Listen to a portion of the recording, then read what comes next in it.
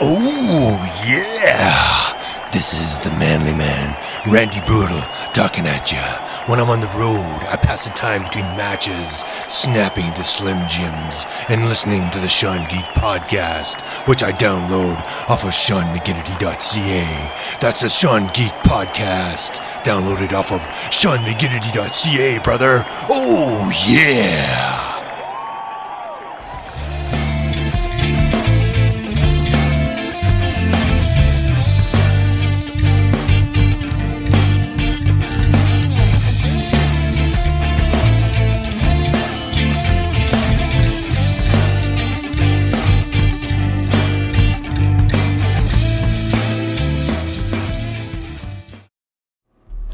Hello, gentle souls. Got a special treat today. Just fixed my car because it died. It died in the pandemic. Battery is dead. Completely, utterly, totally drained. So I am going to work. I have to pick up something from there. So got my car back. I'm very excited about that, and just had to resync the phone to the car, and I am on the road. No, I'm not going back to the office to work. That's delayed. We don't know when I'm going back to work, but I will continue working from home, which I'm totally okay with. I'm actually enjoying this, as a matter of fact, and yeah, so it's weird driving, man. Really weird driving. So yesterday, I listened to had podcasts playing in the background while I work. A nice diversionary thing, especially with some of the stuff I do, is incredibly mind-numbing. So, one of the podcasts I listen to, and I haven't promoted or pimped this podcast on the show before. Found a kindred spirit, I guess, in this particular podcast. And the podcast is called Rant while driving to work. And I'm like, wow, that's kind of what I do, or what I was doing when I was actually driving to or from work. And I'm listening to it. It's funny because I took a break. I took a lunch break and I was just doing a workout. And I'm listening to it and I'm hearing the desperation in his voice. And he's describing a situation at work that I was very familiar with. Not in my current situation, because I actually do like my job. But in a previous job that I had, things were not awesome. In fact, they were far from awesome. And I've had a few crappy jobs in my career. Character building, if you wish. And it seemed that he was going through the same situation that I was going through at one job in particular, who I will not name, and who will never, ever, ever get named on this show, because I do not want to provide them with any sort of publicity in any way, shape, or form. But the situation he was going through he was describing it. It was like, I felt like a mirror was being held up to my face, and he was working at where I was working at. And I know that's not possible because we don't live in the same city. We don't even live in the same country. But man, the situation he was going through was very unnerving, and I don't know. It kind of pissed me off. I felt so sorry for the guy. So I reached out to him. And man, I hope, dude, I like your show. I like your honesty. You seem like a good guy. I see a lot of similarities in your attitudes and views on things. And the soul-crushing defeat that you suffered at your job is not cool, but unfortunately it is very, very common. The entire situation you described is so predominant in a general corporate world. It's ridiculous. And exactly like I'll tag the episode. You should go listen to it. I think it's very interesting. I'm curious if anyone else feels the same way. And hey, if any of my audience wants to give this guy a listen, please do, because good dude. Like the guy. But anyway, lost my train of thought, damn it. I haven't done this in a while. Driving and podcasting. So, anyway, it's a predominant thing when someone in a position of power in a workplace, specifically in a larger workplace. That's where I've seen this predominantly. But you have someone who's in a position of power who just kind of slid into that position, and probably doesn't have any formal training to be in that position, but they've worked their way up from lower management to middle management, and now they're in a position of power, and they're the manager above the middle managers. And to be honest, they slid into that position probably because of a little bit of political posturing, probably because of who they knew, or time spent at the company, or being friends with the right person in a higher position of power or similar position of power.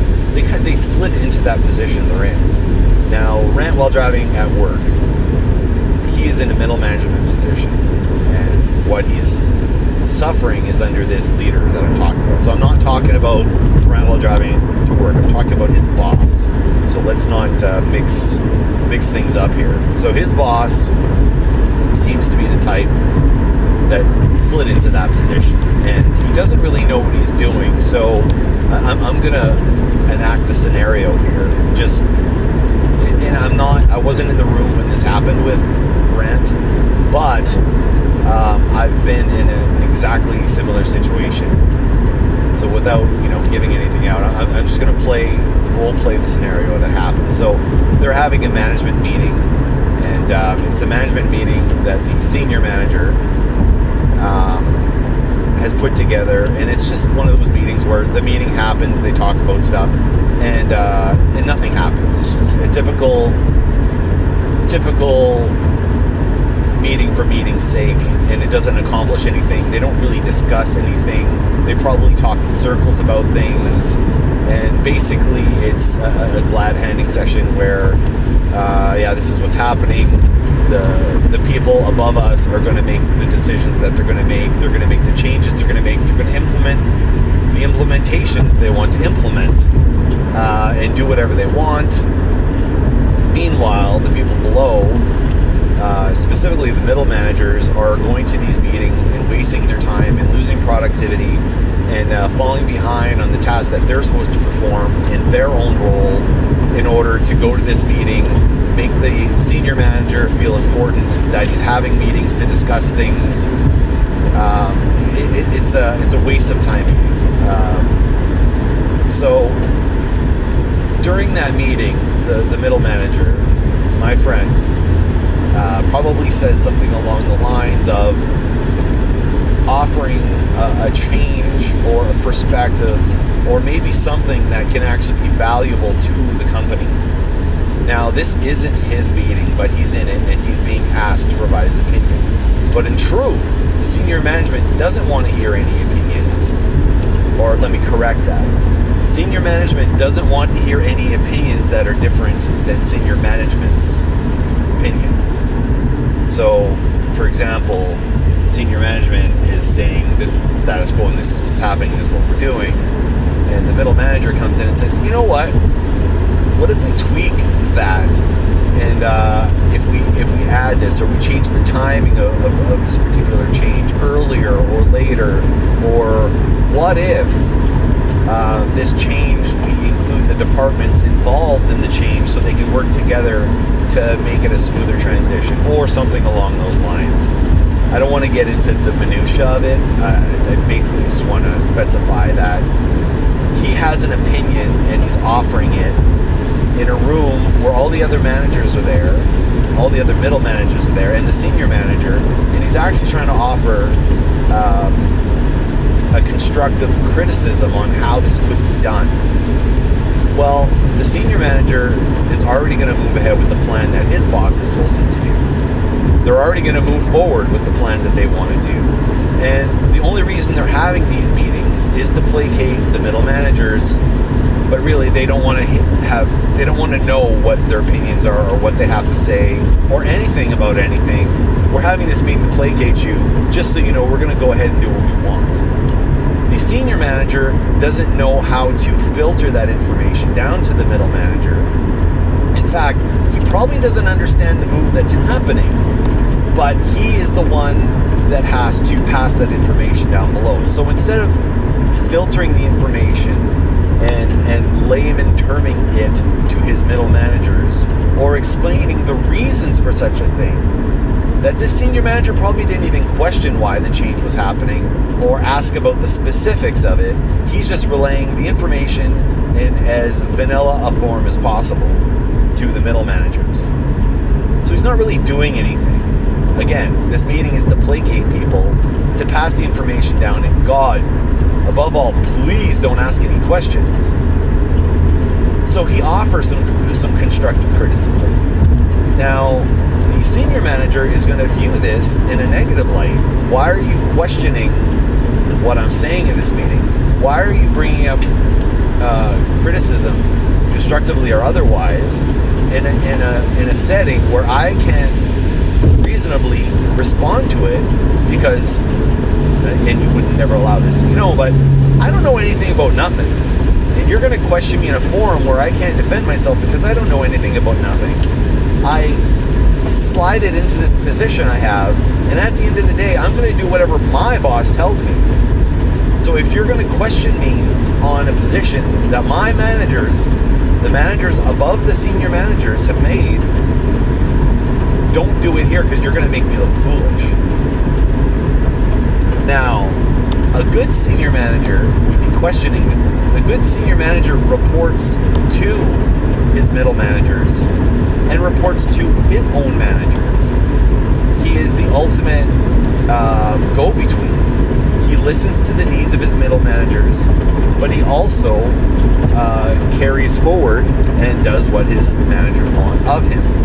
But his managers probably don't want to be questioned. They have already decided what they're going to do. The head is telling the body what to do, and the body better damn well do what it asks. Even if the body breaks a limb, breaks a finger, becomes incapacitated, the head is still going to tell the body to go ahead. I stubbed my toe. I can't walk on my foot at the moment. I don't care. I told you to do it. Yes, but my foot is broken. We don't deal with repairs. Just get it done. Well, how about if we do this to fix the toe? I told you, do what I told you to do. Don't fix the toe. I don't know. So, yes, Rant, you did show up your boss, but you showed up your boss because he did not know. He does not know how to do his job. He does not know how to work with his middle managers for the best results. He does not know how to report those criticisms of the system in ways to make things better, in ways to make things to improve upon things. That senior manager is never going to shake the status quo. He's never going to try to provide improvements on his own. He's just going to do what his bosses tell him. So Rant, you're not wrong. You're working in a company that does not allow the people below you even to have any sort of impact on the company. You're a number, you're a cog. Keep the machinery moving. Even when the machinery breaks, keep moving. Even when the machinery is completely broken and crippled, keep it moving. That is your job in this company, because to me, from my past experience, some things will never change, some things will never improve, and yes, you may have great ideas, but this company doesn't want them. Those ideas always come from the top, never from the middle or the bottom. I believe, personally, and my greatest successes, just as a professional working person, have always been for companies that listen. And the company you work for, sir, does not listen. They're either too big, too old school, too old boy club, They obviously don't care about the people. They got to where they are, and they are never going to try to change and conform and better themselves to industry demands. How's that? For those of you that thought I was just this dumb guy doing a show talking about comic books and that sort of stuff, yes, I do have a brain. I have been educated, but I also know how to have a good time and do silly things, because serious things only get you so far in life. The silly things, yes, there's the rub. That's where you have the fun. That's where the cool shit happens. Silliness leads to great ideas. Silliness leads to fun. Silliness leads to seriousness. Because if you have a good time, you can be serious. You can focus when you need to. If you're focused all the time and being serious all the time, you are not performing at peak capacity, peak efficiency. Also, if you are droning in your work, following instructions, I guess, and doing nothing but following the instructions, you also are suffering from the drone mentality of not actually doing your job, because if all you are being asked to do in your job is to listen and perform the instructions as instructed, and never to try to improve your role, your job, even if it's a menial thing where you're doing putting sprockets in a housing or something. Even if you're doing that, there's always room for improvement. There's always rooms to change things to make things better.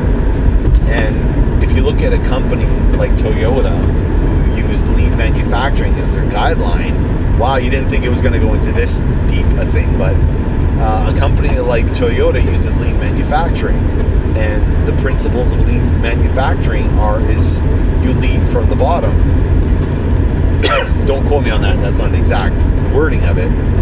But the idea is that all improvements will always come from below. Basically, the person that does that same repetitive motion is going to find a better way to do that repetitive motion in a way that makes more sense. And if you're trying to improve what that person's role in that company is, the best way to improve that role is to ask that person and empower that person to make a change to his own role in that company and improve his own role. And by improving his own role, it pushes upwards. So ideally, in a company like that, where the employees are empowered, the manager's job is just to manage those recommendations and those changes and help them be implemented into the company. And you get to look good at the end of the day as a senior manager, because your employees are happy. They're driven. They're driven by their own passion, not by the company's. And by the company throwing their passion behind those employees, the employee works harder, innovative, and works smarter. Never tell your employee to work harder. Tell them to work smarter. Wow. You know, I didn't think this is what we were going to talk about on the way to work today. So I'm going to leave that whole thing to the side. So thank you, Rant, for a great episode. You reminded me of a place I was in before, and a place I will never let myself be in again. And brother, good luck. All the best to you. So, on other fronts, I've been kind of circling a campaign idea for a little while, and the campaign idea is based loosely. Well, actually not so loosely. It's based upon the book that I am in the middle of editing, on my 7th edit, which I've provided updates on this show multiple times. No, I'm not finished the edit yet. I'm getting there, but COVID came, and longer work hours came, and increased demands in the home came, and the balancing act. I know a lot of you have free time during COVID. My family is not one of those. I have less free time than I had before. So it's been tough. I've been trying to squeeze editing in when I can, but it's just not, I don't have as much time as some of you have. But I'm still editing. I'm just not, chopping away at the pace that I would have liked. But anyway, so the game that I'm going to run is based on the premise of this book. It takes place within there, and also comes on the coattails of a campaign I ran, I don't know, probably 6 years ago, which was the beginning of the book. So I had run a scenario, I really liked the scenario, and the book takes place before that scenario happens. So this game takes place slightly during and after the ending of my book. So it's a way to test how people would react to a change in the world in the way it does. And conveniently or inconveniently enough, seeing what's happening in the world now with the COVID pandemic, there are parallels, man, that I could not have predicted. It's insane. It's very insane. So I'm trying to pull away the veil and be a bit more transparent in that I'm not going to emulate, even though the way the book laid out is kind of what's happening now with the pandemic. I'm tweaking a few things so it's less similar, because that's just too freaking creepy.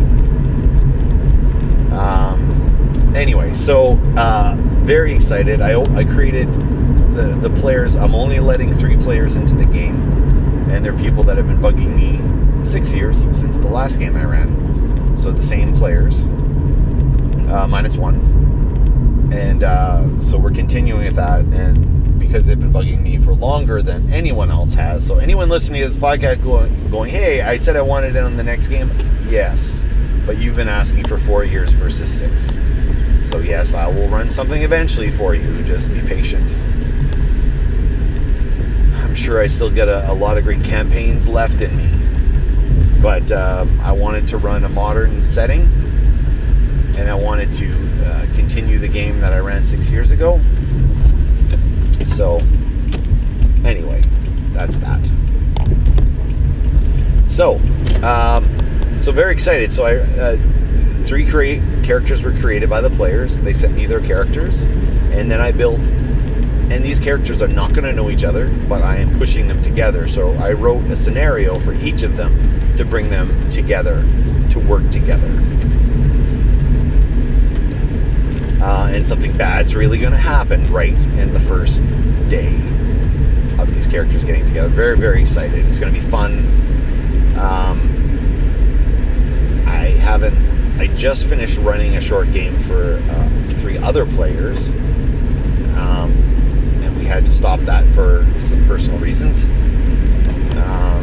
But we just couldn't continue. All the players just couldn't continue. So it was like, we'll take a break. We'll get back to this some other time. But anyway, so I'm very excited getting back into D20 Modern, which I'd fallen off of, lost interest in, and kind of was, I don't know, I fell out of favor with it. But now going back through the books, I do like what's there, and honestly, I think the system still holds up and still works really well. The D20 Modern system is the same as D&D version 3.0. It's literally the same system, and in fact, you can steal stuff from both to work with each other if you so wish. So, the other thing that I really wanted to talk about, and this is damn exciting. So, this is the few days before Keycon weekend. And Keycon weekend, so what's Keycon weekend? Well, it's the May-long weekend, which is the Canadian holiday, which is before, I don't know, what do you Americans have? Is it Independence Day? No, not Independence Day. The May weekend that you guys have. I can't remember. I'm not American, I apologize. But anyway, so every year, Keycon, big deal, go every year. My brother comes now. I see a lot of the people that I only see once a year there. And you got to understand, with fandom, I think the brotherhood of fandom. I mean, I'm not a sports guy, and maybe there's a similar fandom, a similar familiarity with the people that play sports or other sorts of things. But for us, we go to Keycon, we meet up with fans of everything, TV shows, fantasy, science fiction, whatever. We get a chance to talk to people, and just really talk about the things we're passionate about, fanish stuff, right? And it's a big deal. So this year, because of the COVID, it's been canceled. They're going to do some virtual online thing, and man, I'm just tapped out. Like, I had every intention of trying to do something online and doing something Keycon related, and doing something this coming weekend. But I don't know, man. I don't know if I want to do it this year. So what we've been doing, one of the saving graces for us through COVID is our in-laws have a place out of town, and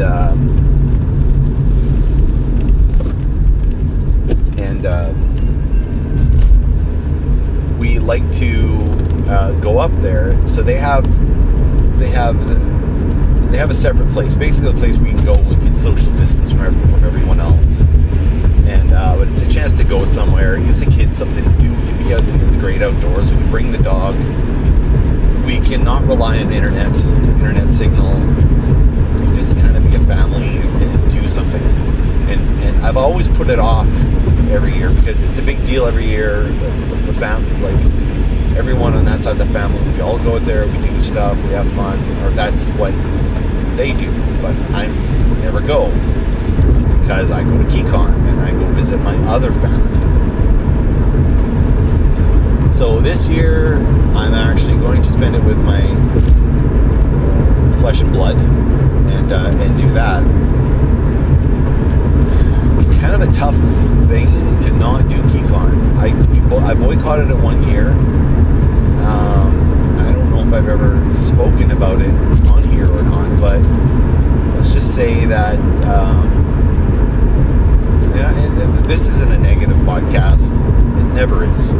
It's a safe harbor. It's a safe place for people to go to listen to things. I don't really try to stir the pot on here. That's the co-host job. But I'm the type of person that if there's an issue, if there's a problem, if there's something wrong, that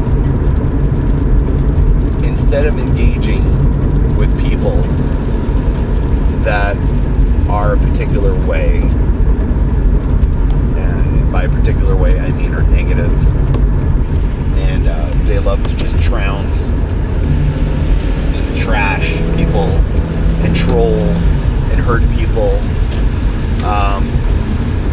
I in the past would put up with people like that and take the hurt that they put on people. But I'm not that person anymore. If someone is going to be negative and destructive, as opposed to constructive, but who's destructive, has nothing nice to say, has an opinion that is totally against my opinion, and hey, you're entitled to your opinion, but if they're going to shoot somebody down and try to destroy that person for the sake of it, then I distance myself from those sorts of people. I have nothing to do with those sorts of people. I have no interest in associating with those sorts of people. And that's what I mean by sorts of people. I don't have time for negativity in my life, and it even reflects in my songwriting. I used to write kind of not vengeful, but tougher songs about pushing back, and by giving these people my air to breathe and engage with them, that's exactly what they're looking for. They're looking for reaction. They're looking for someone to hear them when all they have to say is vitriol and hate. And I ain't got time for that. I'm sorry. You have an opinion. You're entitled to it. But the freedom I have is I can choose not to listen to you and walk away. I'm not hurting anybody. And in fact, I'm probably saving a lot of hurt by not engaging in this conversation. I'm not a debater in that regard. I don't want to debate things that hurt, debase, defrock, destroy, obliviate. I don't want to be part of a conversation that ruins people, for good or for ill. Like, I'm not going to destroy someone. It's not my place. I'm not judge, jury, and executioner. And I don't intend to be. So the year that I boycotted Keycon, well, I guess we're going to get into it anyway, so here we go. There was a particular individual who had ranking within Keycon and was slowly moving up those ranks. And this was in the days where Keycon was a little bit looser on looking after people. It's not that they didn't want to look after people, but their ability to police individuals, such as the ones I dislike, they weren't as great at it. And it wasn't an intentional thing. It wasn't an irresponsible thing. It's a logistical thing. Now they have things in place, protocols in place, and the capability and the know-how and the knowledge and the wisdom on how to police things like that when they happen. So kudos on them for doing it. Again, I don't have anything bad to say about Keycon. I really don't. But once upon a time in the year I boycotted Keycon, it was because they'd allowed someone who had that level of control and that level of power, and someone who the powers that be did not realize this person had. They let that person in to their inner circle and allowed them to make decisions that were not researched. They believed what this person had to say, and when this person said something without research, they just went ahead and said, yes, you're absolutely correct. We will look after it. And there's a number of people excuse me, that were hurt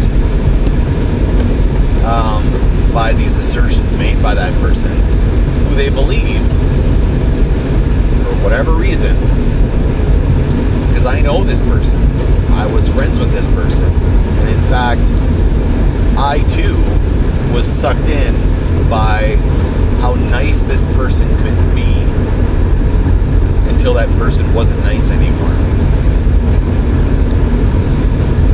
So, I choose not to associate with this person. At the time, I was very hurt because the attack that this person had made on me in a public setting was derogatory.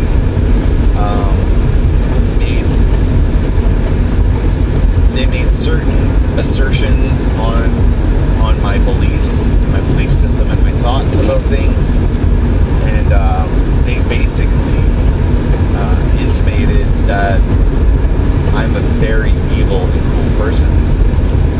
And I'm not perfect. My speech isn't always perfect. And whenever I've engaged in behavior that maybe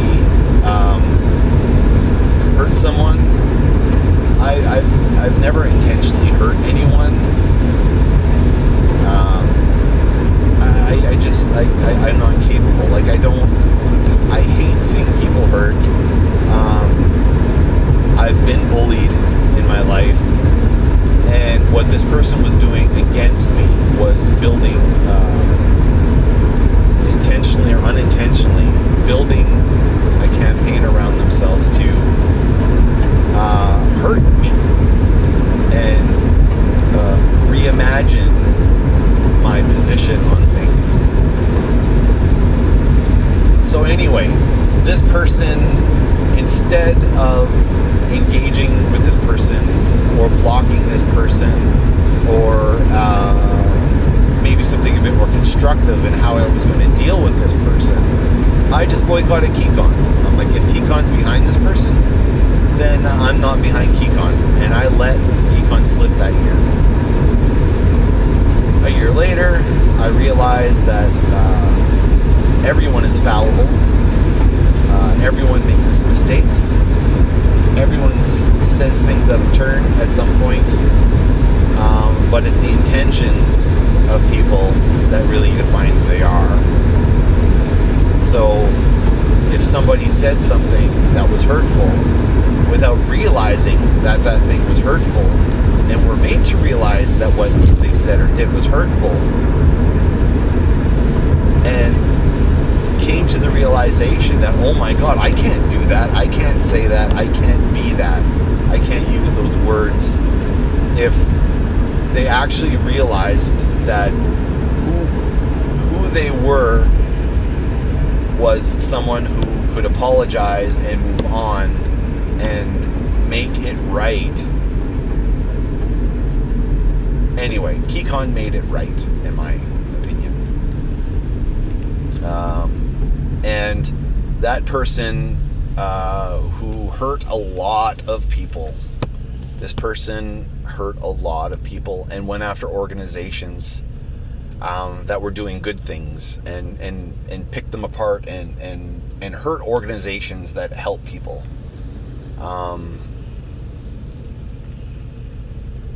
So anyway, I think that this person will forever remain without a name.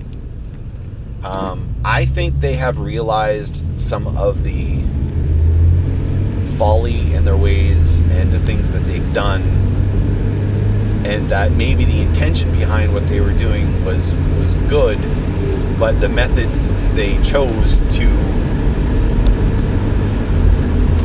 do what they did was completely wrong. I'm not going to hold a grudge against this person. I've moved on from those attacks that were made, and I don't need to talk to this person anymore. I can see this person in a social setting, nod my head to them. I will never interact with them again because I never did receive an apology for what they did, even when I very clearly and succinctly stated why they crushed me and explained your intentions may have been good, but you can't have good intentions when you're throwing a hammer around. A hammer can be used to build or to destroy. So that's why I'm always a little cautious with Keycon now. In any sort of organization or corporate structure, there's always going to be a moment when you don't feel safe. It doesn't matter how well-intentioned the organization is, or your group of friends, or whatever. There's always someone in there with the capability of hurting others. And I've grown a thick skin. As much as I was bullied as a child, and as wrong as that bullying was, I am a stronger person because that happened to me. And I'm very cognizant of when someone tries to bully. Because the thing with bullying that you have to understand, when you're kids, the bullying is much more apparent, it's much more visible. It is much more black and white. You're mocking someone for their religion, their color, their weight, whatever, what have you. Their physical shape, that's the common one. That's what I was bullied for. Those things are very black and white. But going back to the earlier part of this discussion, talking about rent while driving from work, my brother, I don't know, I just feel a kinship with that guy. He is being bullied at work. So as you get older, you are always told to man up. That's what us guys are always told we have to do. Man up, don't be such a wimp. What are you, a kid? But the bullying in the workplace is so predominant. And it's not often viewed as bullying. Because once you're adults, that's when the labor board comes in and those sorts of things, and it's a matter of legality. But bullying can still happen within the confines of the law. It's subtle. And sometimes the case that you want to build against someone who's bullying you at work, it's very hard to prove. It's very hard to follow through on. And in some cases, it's not worth the effort. And let me back that up. Is the situation I was in very similar to Rant's situation? Was I was being bullied in my workplace, hardcore, and the forms of my bullying took several forms. It wasn't verbal. It wasn't psychological. It wasn't just verbal. It wasn't just psychological. It also wasn't just. There was threats made in every way, shape, and form. Like I hadn't been bullied that thoroughly. Thoroughly is the right word to use. Because what happens when you're bullied, it's not just a person. A bullying culture builds around the bully, insulates the bully, and allows the bully to continue doing what they're doing. So the senior manager, for example, will not take responsibility for his role and position within the company, allows the bullying to happen, justifies the bullying, downplays that it is bullying, changes the scenario around, reimagines that whole package that surrounds the bullying action, and is able to refocus it and flip it to make it look like it's not bullying at all. And in fact, they flip the tables on you to make it seem like you're the problem. You're the one causing the problem. And these bullying situations always exist in work. And the common theme of bullies when you're younger is the bully probably was bullied or is being bullied, and they are acting out, lashing out against their aggressor by lashing out on others.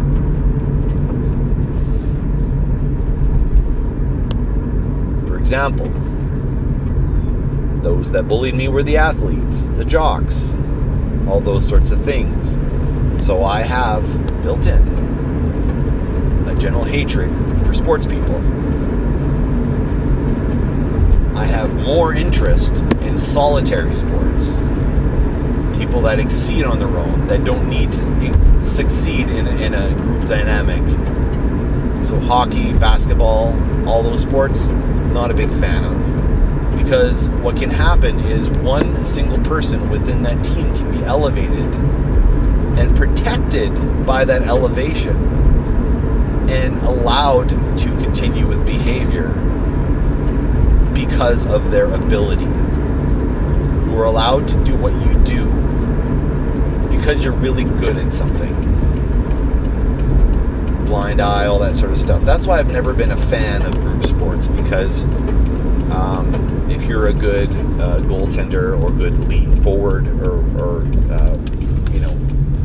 whatever, if you're good, then it allows you to be certain behaviors to be excused.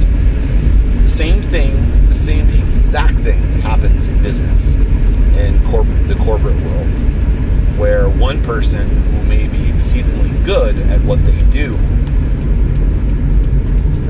be it sales, be it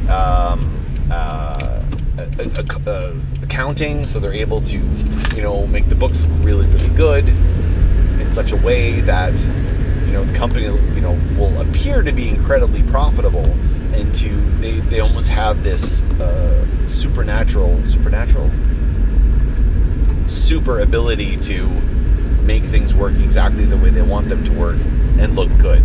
And because they yield results that matter to the company, behavior that doesn't, in fact, impact the bottom line, they can kind of excuse it. Well, it doesn't really hurt our numbers.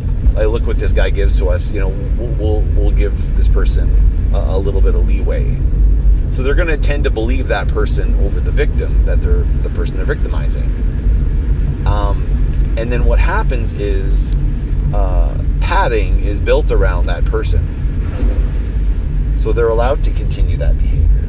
So even though that behavior is wrong, they get insulated. It's almost like a body armor that they can take any sort of attacks on their personality because, but they're such a good, accountant. They're such a good manager. But you're not getting the full picture of it, if that makes sense. So, dude, Rant, you are being bullied at work. And by you acquiescing, yielding to them, you've given the bully the power. Take it back. Take it back. That's it, guys. I'll see you on the flip side.